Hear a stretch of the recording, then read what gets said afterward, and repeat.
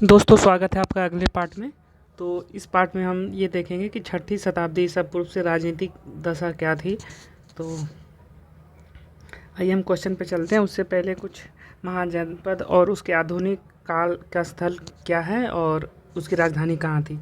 तो कुरु क्षेत्र था जो मेरठ, दिल्ली और थानेश्वर के आसपास का क्षेत्र था, जिसकी राजधानी इंद्रप्रस्थ थी। उसके बाद पांचाल की राजधानी कंपल्या थी। ठीक है, इसको अहिछत्र भी कहा जाता था। ठीक है, मतलब अहिछत्र और कंपल्य दोनों थी। जो पांचाल है अभी के डेट में बरेली, बदायूं, फर्रुखाबाद, ये 3 जगह पे। ठीक है, उसके बाद सूरसेना की राजधानी कहाँ थी? मथुरा थी। इसके मथुरा के आसपास का क्षेत्र जो अभी का है। ठीक है, उसके बाद वत्स का प्रयागराज तथा बांदा था। ठीक है, वत्स की राजधानी कहाँ थी? कौशाम्बी थी। वत्स की राजधानी कहाँ थी? कौशाम्बी थी। कोसल की साकेत और श्रावस्ती थी। ठीक है, उसको अवध का जो अभी का क्षेत्र है वो था। मल्ल अभी का जो क्षेत्र है वो देवरिया का क्षेत्र है, जो कुशीनगर और पावा के बीच में। ठीक है, पावा और कुशीनगर इसकी राजधानी थी मल्ल की। ठीक है, काशी वाराणसी का अभी जो क्षेत्र है और ये इसकी राजधानी वाराणसी थी। अंग जो अभी का भागलपुर और मुंगेर का इलाका है, इसकी राजधानी जो चंपा थी। उसके बाद मगध, दक्षिण बिहार, पटना गया जिला का था। नवादा नालंदा जिला इसके अंदर आता था। मगध का क्षेत्र, इसकी राजधानी गिरिब्रज अथवा राजगिरा थी। ठीक है, उसके बाद है वज्जी की मुजफ्फरपुर तथा दरभंगा का इलाका था। वज्जी जो था मुजफ्फरपुर और दरभंगा का इलाका था। ये मिथिला, वैशाली और जनकपुरी का इलाका पड़ता है। ठीक है, यहीं पे माता सीता का जनकपुरी में जन्म हुआ था। छेदी क्या था? सोत्तीवती इसकी राजधानी थी छेदी की। अभी का बुंदेलखंड है जो इलाका है। उसके बाद मत्स्य जो विराटनगर इसकी राजधानी थी। अभी का जो जयपुर इलाका है वो इसके अंदर में आता है। उसके बाद है अस्मक जी थी, इसकी राजधानी पोतन या पोटिल थी। ठीक है, ये गोदावरी घाटी जो आंध्र प्रदेश में है उसके अंदर में आती थी, अभी का इलाका है जो। उसके बाद अवंती उज्जैनी तथा माहिष्मती इसकी राजधानी थी, जो पश्चिम मध्य मालवा क्षेत्र का है। ठीक है, उसके बाद है गांधार था जो तक्षशिला जो अभी का डेट में है, और पेशावर और रावलपिंडी जो पाकिस्तान में आता है अभी के डेट में है। ठीक है, उसके बाद कंबोज की राजधानी हाटक या राजपुर थी, जो दक्षिण पश्चिम कश्मीर तथा राजौरी हजारा के बीच में आती थी।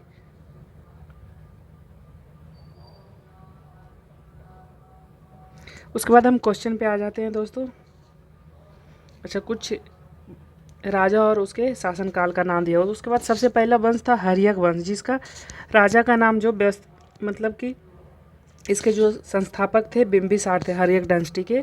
तो ये 544 ईसा पूर्व से 492 ईसा पूर्व तक ये चला था। ठीक है, इसके पुत्र थे अजातशत्रु, जो अपने पिता को मारकर राजा बने थे। ये 492 से 460 ईसा पूर्व। अजातशत्रु के ही काल में फर्स्ट बुद्धिस्ट काउंसिल हुआ था। फर्स्ट बुद्धिस्ट काउंसिल हुआ था। शिशुनाग जो इसके संस्थापक थे, शिशुनाग वंश के शिशुनाग, जो 412 से 394 ईसा पूर्व। ठीक है, उसके बाद नंद वंश आया, जो महापद्मानंद, इसके संस्थापक जो थे महापद्मानंद थे। इसके सबसे लास्ट जो रूलर थे वो धनानंद थे, जिसको चंद्रगुप्त ने मार करके मौर्य समाज का स्थापना किया था।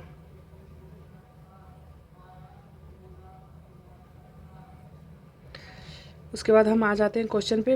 भारत के प्राचीनतम प्राप्त सिक्के कौन से थे? चांदी के थे। ठीक है, चांदी के थे भारत के प्राचीनतम प्राप्त सिक्के। निम्नलिखित में से कौन सुमेलित नहीं है? ठीक है, मत्स्य का विराटनगर ये सही है, जो जयपुर के इलाके में आता है। वत्स का कौशाम्बी ये भी सही है। अंग का चंपा ये भी सही है। कौशल का अहिछत्र नहीं, ये गलत है। कौशल का कहाँ था? साकेत और श्रावस्ती था। कौशल की राजधानी कहाँ थी? साकेत और श्रावस्ती थी।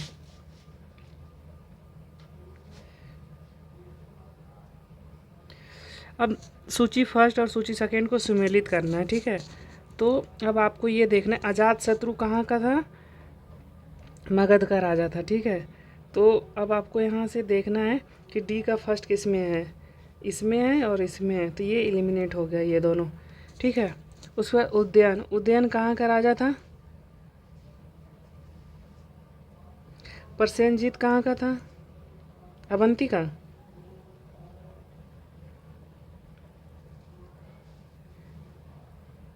इसका आंसर सी दिया हुआ है। इसका मतलब ये है ए का 3।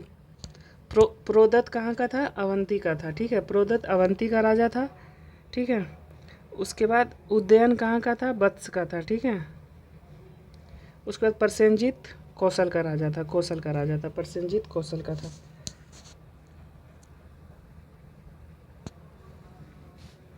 प्रोदत्त अवंती का था, उदयन वत्स का था, प्रसेनजीत कौशल का था, अजातशत्रु मगध का था। चंड प्रोदत्त किस प्राचीन गणराज्य की राजधानी थी? चंड प्रोदत्त किसकी थी? अंग की थी, ये अवंती की थी। चंड प्रोदत्त अवंती का शासक था बुद्ध काल के समय।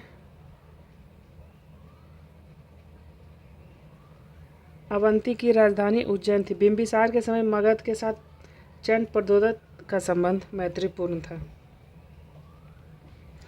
अभिलेखीय साक्ष्य से प्रकट होता है कि नंद राजा का आदेश एक नहर खोदी गई थी। कौन सा था? कहाँ पे था? तो ये कलिंग में था। ठीक है, नंद राजा।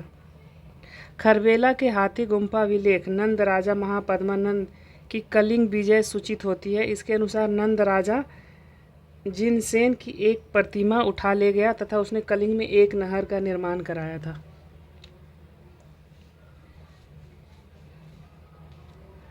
उज्जैन का प्राचीन नाम क्या था? उज्जैन का प्राचीन नाम क्या था? तक्षशिला तो होगा नहीं, इंद्रप्रस्थ भी नहीं होगा। इंद्रप्रस्थ दिल्ली के आसपास था, तक्षशिला पाकिस्तान में था, पाकिस्तान में है। उसके बाद है अवंतिका, तो अवंतिका ही हो जाएगा उज्जैन का नाम।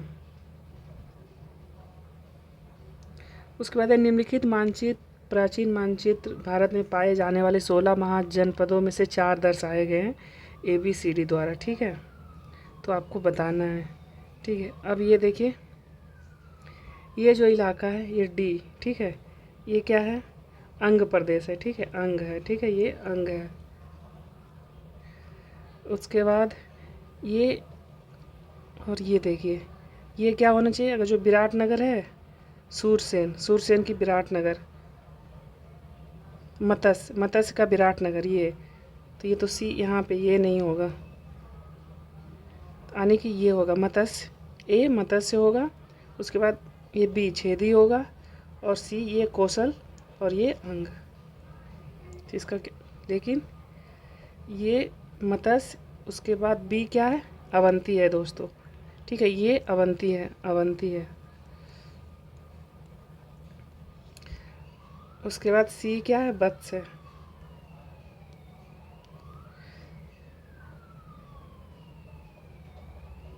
प्राचीन नगर जो महाभारत और महाभास में दोनों में उल्लेखित है, कौन सा है? तो इसका कोई आंसर नहीं दिया, देखते हैं। माध्यमिका नागरी राजस्थान भारत के चित्तौड़ के निकट एक प्राचीन नगरी है। इस नगरी का उल्लेख महाभारत महाभास दोनों में है। विराटनगर बैराट राजस्थान के जयपुर में स्थित है। अगला क्वेश्चन है, पाटलिपुत्रा के संस्थापक कौन थे? उदयन थे। मगध साम्राज्य की राजधानी पाटलिपुत्रा के बारे में निम्नलिखित में से कौन सा कथन सत्य है? पाटलिपुत्रा पूर्व में गंगा नदी एवं उत्तर में चंपा नदी से घिरा हुआ है। पाटलिपुत्रा गंगा नदी एवं पश्चिम में सोन नदी से घिरा हुआ है। पाटलिपुत्रा दक्षिण में विंध्य पर्वत तथा पूर्व में गंगा नदी से घिरा हुआ है। पाटलिपुत्रा दक्षिण में विंध्य पर्वत तथा पश्चिम में चंपा नदी तो है भी नहीं आसपास, जहाँ पे चंपा नदी आया उसको कट कर देते हैं, और विंध्य पर्वत तो है भी नहीं, तो ये बी हो जाएगा आंसर इसका। पाटलिपुत्रा को किस शासक ने सर्वप्रथम अपनी राजधानी बनाई? किसने बनाई? चंद्रगुप्त मौर्य ने बनाई।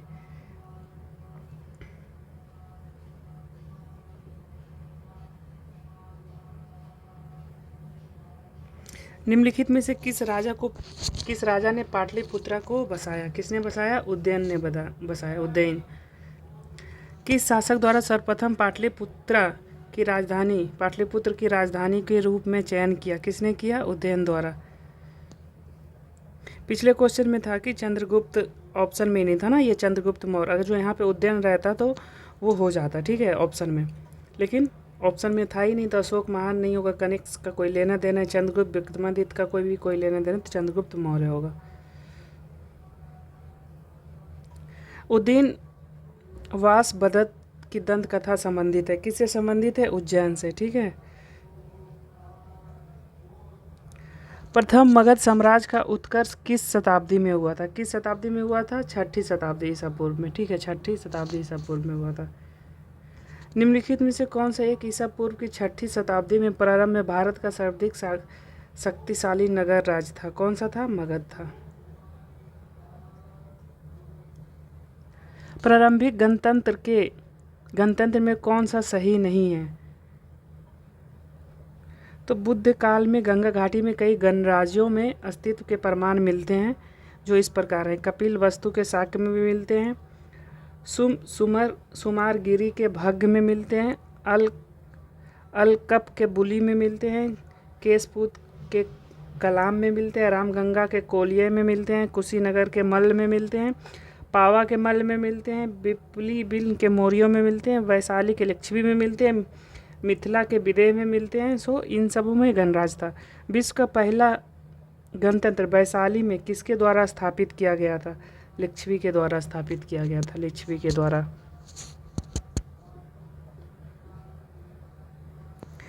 ईसा पूर्व 6ठी सदी में विश्व की प्रथम गणतंत्रात्मक व्यवस्था कहाँ थी? कहाँ थी दोस्तों? वैशाली में थी। निम्न में से कौन सा युग्म उपयुक्त जोड़िए? पार्श्वनाथ, जनतंत्रिका, बिंदुसार, शाक, स्कंदगुप्त मौर्य, चेतक लिच्छवी। चेतक लिच्छवी।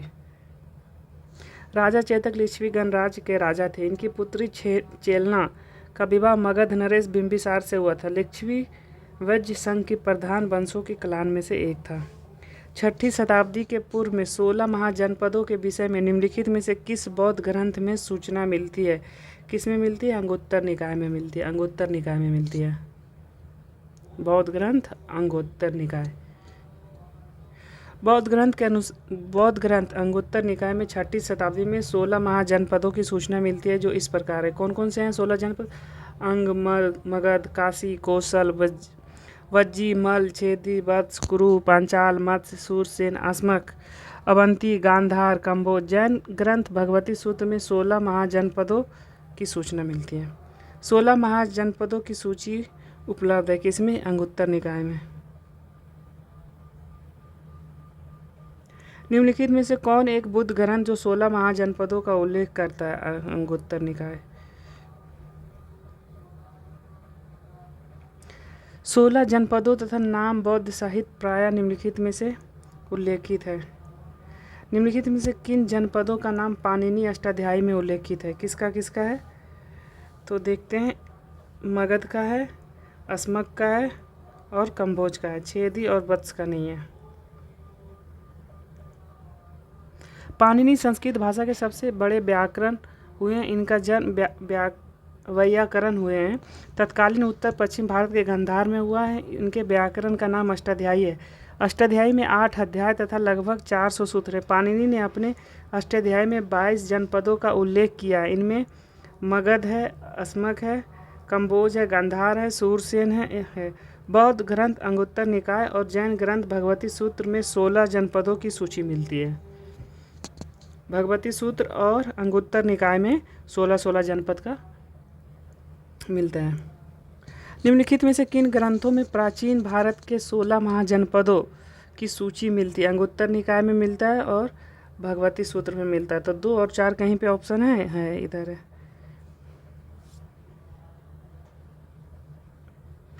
महाभारत के अनुसार उत्तरी पांचाल की राजधानी स्थित थी। कहाँ थी? यही चछत्र में थी।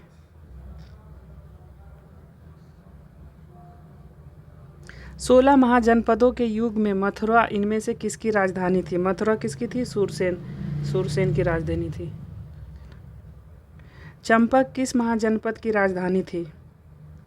अंग की राजधानी कहाँ थी? चंपा। 6वीं शताब्दी ईसा पूर्व में सुक्तिमती राजधानी थी। किसकी राजधानी थी? छेदी। गोदावरी नदी के तट पर स्थित महाजनपद कौन था? अरस्क। बौद्ध ग्रंथ अंगुत्तर निकाय तथा जैन ग्रंथ भगवती सूत्र में 6ठी शताब्दी 16 महाजनपद अरस्क तथा अस्मक, नर्मदा तथा गोदावरी नदियों में स्थित था।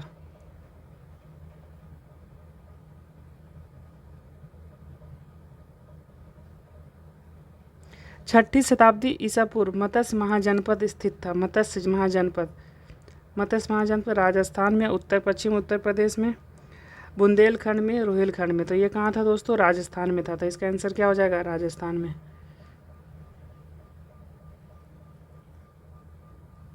मगध की राजधानी कौन सी थी? कौन सी थी? गिरिब्रज या इसको राजगिरा भी कहते थे, मगध की राजधानी। मगध की प्रारंभिक राजधानी कौन सी थी? कौन सी थी दोस्तों? राजगिरा। प्राचीन महाजनपद मगध की प्रथम राजधानी कौन सी थी दोस्तों? मगध की प्रथम राजधानी कौन सी थी? राजगिरा थी। तो इसमें कोई ऑप्शन नहीं होगा, तो ई हो जाएगा। निम्नलिखित में से कौन एक मगध साम्राज्य की राजधानी नहीं है? कौशाम्बी हो जाएगा। ठीक है, राजगिरा भी था, पाटलिपुत्र, इसी को दूसरा नाम गिरिब्रज कहते हैं।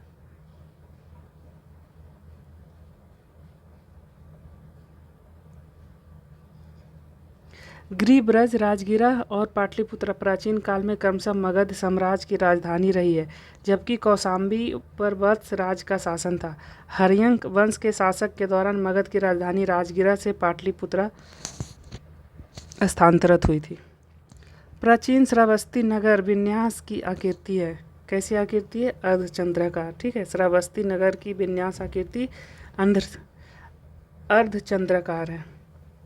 मगध के किस प्रारंभिक शासक ने राज्यारोहण के लिए अपने पिता की हत्या की तथा स्वयं इस कारणवश अपने पुत्र द्वारा मारा गया? कौन सा था? अजातशत्रु था।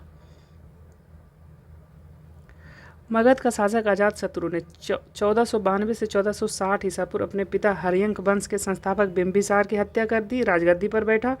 इसकी हत्या भी इसके पुत्र उदयन द्वारा कौशाम्बी वंश के राजा उदयन से भिन्न, मतलब कि पुत्र उदयन इसका नाम था। ठीक है, उनका नाम उदयन था कौशाम्बी का, तो उदयन से भिन्न ने कर दी। ठीक है, अजातशत्रु के वंश का कौन था? हर्यंक वंश।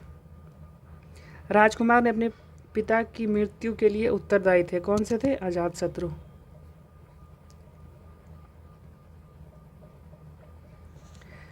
किसने मगध साम्राज्य में वज्जीगण संघ को हराकर आत्मसात किया? अजातशत्रु ने। मालवा क्षेत्र पर मगध की सत्ता का विस्तार निम्नलिखित में से किसके शासनकाल में हुआ? किसके शासनकाल में हुआ? शिशुनाग के शासनकाल में हुआ। मालवा क्षेत्र पर मगध सत्ता का विस्तार शिशुनाग के शासनकाल में हुआ।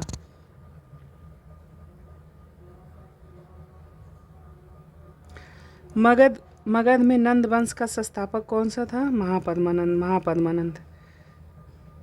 मगध का कौन सा सम्राट अप्रोप परशुराम के नाम से जाना जाता है? अप्रो परशुराम कौन सा जाना जाता है? महापद्मनंद। वाराणसी को निम्नलिखित में से किसने अपनी द्वितीय राजधानी बनाई थी? तो इसका कोई पार्टिकुलर आंसर नहीं है। छठी शताब्दी ईसा पूर्व वाराणसी काशी महाजनपद की राजधानी थी, जिसे हर्यंक वंश शासक बिंबिसार ने कौशल नरेश प्रसेनजीत की बहन महाकोशला से विवाह करके दहेज के रूप में प्राप्त किया। इस प्रकार अजातशत्रु के समय प्रसेनजीत ने अपनी पुत्री वजीरा का विवाह अजातशत्रु से करके काशी के ऊपर उसका अधिकार स्वीकार कर लिया।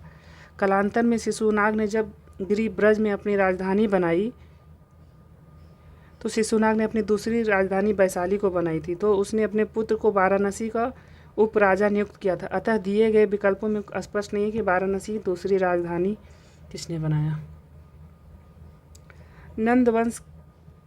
नंद वंश पश्चात मगध पर किस राजवंश ने शासन किया? किसने किया? मौर्य वंश ने शासन किया।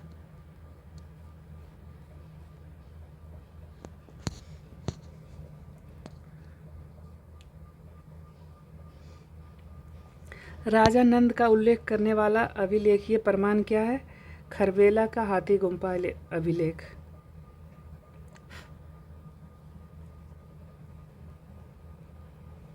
निम्नलिखित में से मगध राजवंशों के कालक्रमानुसार व्यवस्थित कीजिए। ठीक है, तो सबसे पहले क्या होगा? हर्यक वंश होगा। ठीक है, बिंबिसार इसके संस्थापक थे। ठीक है, फिर नंद वंश होगा, ठीक है, महापद्मानंद इसके संस्थापक थे। फिर शुंग वंश था, ठीक है, पुष्यमित्र शुंग जो इस वंश से आते थे। फिर क्या होगा, सॉरी, ये इसके बाद फिर मौर्य वंश होगा। इसको धनानंद को मार करके मौर्य वंश का संस्थापक चंद्रगुप्त मौर्य किए। फिर शुंग वंश आएगा, ठीक है। गौतम बुद्ध के समय प्रसिद्ध वैद्य जीवक किसके दरबार से संबंधित था? किसके? बिंबिसार से, बिंबिसार के संबंधित। गौतम बुद्ध के समय प्रसिद्ध वैद्य जीवक बिंबिसार के दरबार से संबंधित था। बिंबिसार ने अपने राज्य वैद्य जीवक को अवंती नरेश चंड प्रदोदत के राज में चिकित्सा सेवा के लिए भेजा था।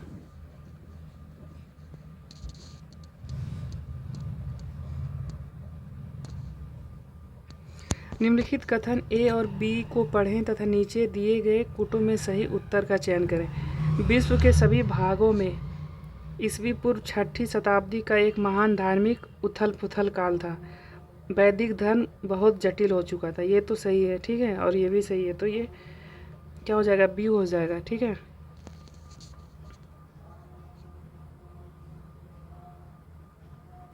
उसके बाद है कालपी नगर किस नदी तट पर स्थित था? किस पे था? यमुना पे, ठीक है। कालपी नगर उत्तर प्रदेश के जालौन जिले में स्थित एक नगर स्थान है। यह यमुना नदी के तट पर स्थित है। प्राचीन काल में यह कालप्रिया के नाम से विख्यात थी। समय के साथ नाम संक्षिप्त होकर कालपी हो गया। यह 4वीं सदी में राजा वासुदेव द्वारा बसाया गया था। अब आपको मैच करना है, ठीक है।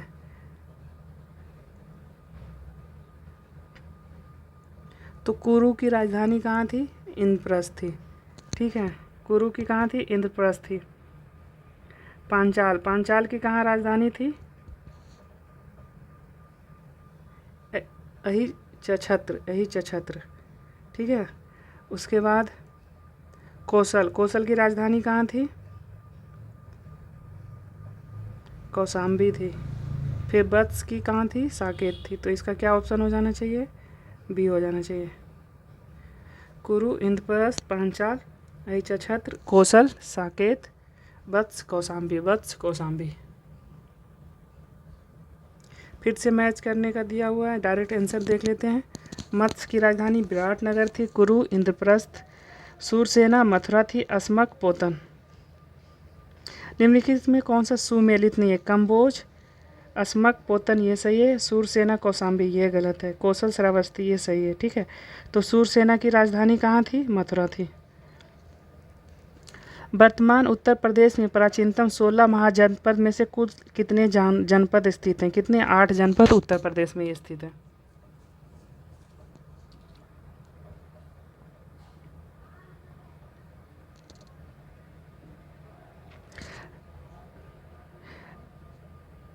एक्सप्लेनेशन देख लेते हैं। 6ठी शताब्दी ईसा पूर्व 16 महाजनपदों में से कुल 8 महाजनपद वर्तमान उत्तर प्रदेश में स्थित हैं।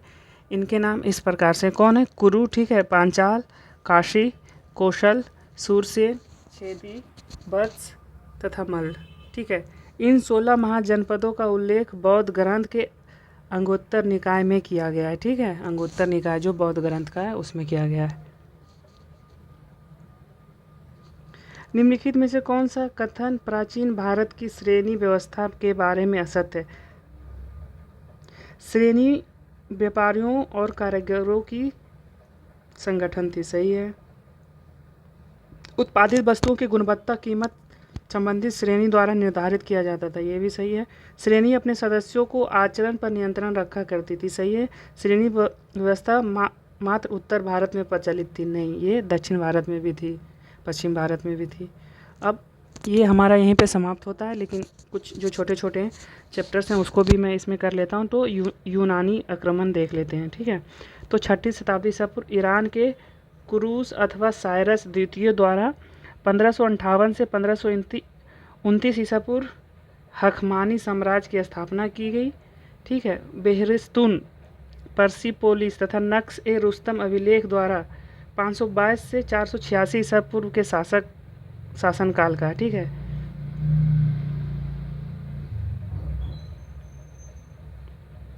इसके क्वेश्चन पे आता हूँ मैं डायरेक्ट। सिकंदर के हमले के समय उत्तर भारत में निम्नलिखित राजवंशों में से किसका शासन था? किसका था? नंद वंश का शासन था। नंद वंश का अंतिम शासक धनानंद था, जो सिकंदर का समकालीन था। उन्होंने यूनानी लेखकों के अग्रमीज कहा गया है, अग्रमीज कहा गया है। जेनफोन उसे बहुत धांड व्यक्ति मान बताता है। भद्रसाल उसका सेनापति था, भद्रसाल उसका सेनापति था। किसका? धनानंद का। निम्नलिखित में से मगध का कौन सा राजा सिकंदर महान के समकालीन था? कौन था? धनानंद। ठीक है। निम्नलिखित कथनों पर विचार कीजिए। लगभग 2 वर्ष अभियान पश्चात सिकंदर महान 325 ईस्वी पूर्व भारत छोड़ दिया, चंद्रगुप्त मौर्य से पराजित हुआ। ये गलत है। ठीक है, तो इसका आंसर क्या हो जाएगा? ए हो जाएगा। हखमानी साम्राज्य को ध्वस्त करने के पश्चात 326 ईसा पूर्व बसंत के अंत में एक विशाल सेना के साथ सिकंदर भारत विजयी के लिए चला। लगभग 2 वर्ष अभियान के पश्चात 1325 ईसा पूर्व के सितंबर माह में सिकंदर ने पाटल से वापस यूनान प्रस्थान किया, किंतु वह चंद्रगुप्त मौर्य से पराजित नहीं हुआ। इस प्रकार ये सही है। क्यों नहीं हुआ? क्योंकि उस समय धनानंद थे गद्दी पे।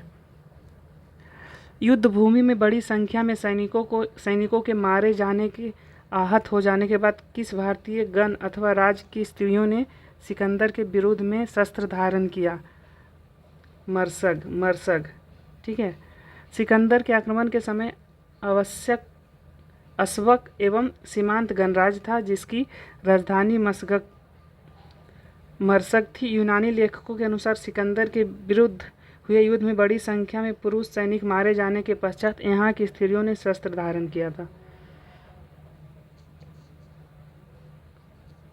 भारत में सिकंदर की सफलता का निम्न कारणों में से थी।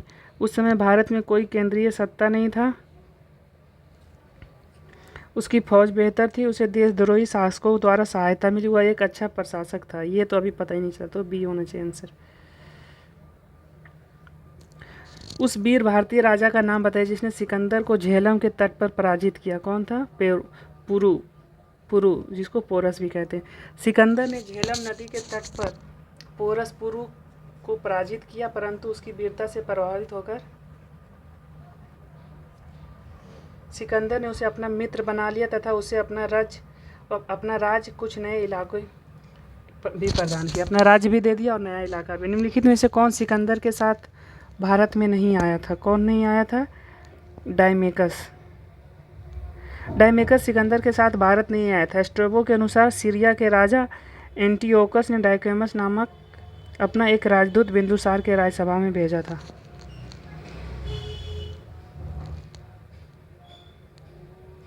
उसके बाद अब स्टार्ट होता है मौर्य समाज। ठीक है, तो इस वीडियो को यहीं पे मैं समाप्त करता हूँ। अगले वीडियो में मौर्य समाज में करूँगा।